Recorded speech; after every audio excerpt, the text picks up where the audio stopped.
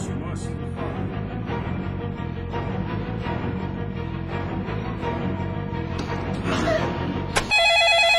Dark Corners is a thrilling and entertaining ride. I think people are going to love this movie. We have two distinct worlds, Susan's world and Karen's world. Susan's world is a very nice, warm, fuzzy place. Happy anniversary, honey.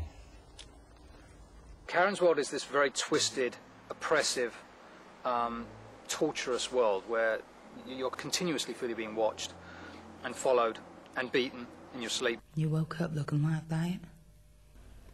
It looks worse than it is. When Susan falls asleep, she dreams of being Karen in this horrible world.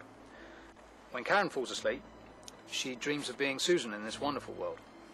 And as the film progresses, the two worlds begin to leak into each other. It pulls you through the story, and it keeps you guessing at the same time. What's going on? Is she the same person? What's reality? What's dream? Karen is continually stalked by Needletooth. Huge and filthy and sort of, you know, a woman's worst nightmare of what could be chasing her or stalking her.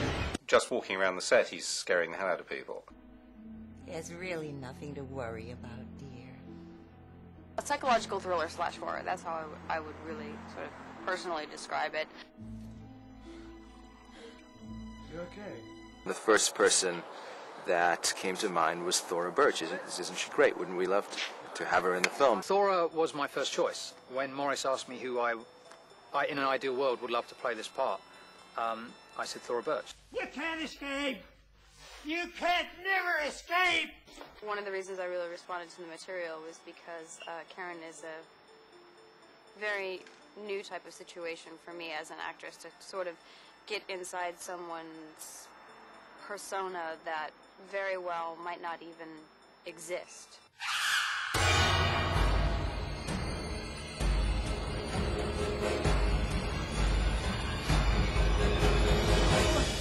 Have you done what I've been doing?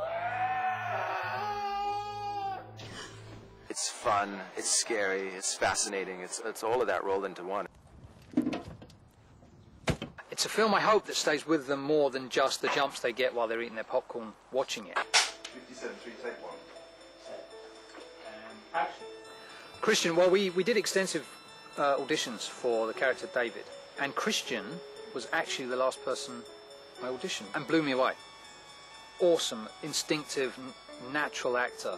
The wonderful dynamic between them is, that is the happiest that this film gets. Anytime we are with Susan and David. I couldn't get a reservation where I wanted, so I went for the next best thing. I think our table's ready. I haven't known Thora very long. We met a couple of days before filming. We hit it off very quickly. There's a good chemistry there. It's all going very well. I'm really enjoying working with Ray. He's definitely an actor's director. Toby Stevens is probably best known to international audiences for his role in the last Bond film as the baddie. But he actually has a very impressive body of work either side of that. He's a very accomplished stage actor, an award-winning stage actor. He's done a number of films. He's done very classy British television drama. I play Dr. Woodley, who is Susan's psychiatrist, who she goes to see because she's having these recurring nightmares. And I'm a very sort of urbane, charming psychiatrist who's there to help her with her problems. So how are you? Dr. Woodley is the character Toby plays. He had to be very likeable and charming when you first meet him, but there's an edge. There's something beyond that, which Susan detects and the audience have to detect, and Toby was just perfect. I thought it was a really intriguing script. It was one of those scripts that was like a sort of main. It sort of enticed you in, but once you were in, you didn't know where you were going all the way out, really. People would go see it because it is full of moments that come with that genre, such as like a sort of shock and awe, like, you know, breathtaking moments that are really, maybe, hopefully make you jump out of your seat. But at the same time, the dynamics of certain relationships and how it all plays out is very ornate and complex. And so if you're not only going to a movie for that sort of popcorny effect, and you actually want a little substance to your films, this is good for that. It has its jumps, it has its shock moments.